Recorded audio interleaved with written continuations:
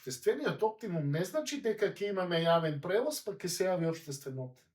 Не е вистина тоа. Обштествениот оптимум се добива кога ќе можат сите корисници да бидат на некој начин задоволни од користењето на она што им е на располагање од транспортни системи.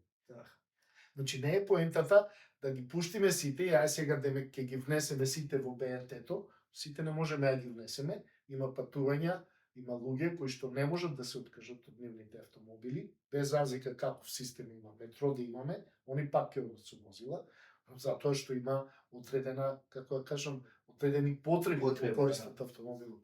Значи не смееме никако да одиме на тоа да е сега ние ќе направиме транспортен систем што ќе ги пенализира возачите на автомобили и они мора да го остават автомобилот и да дојдат на нашиот јавен превоз.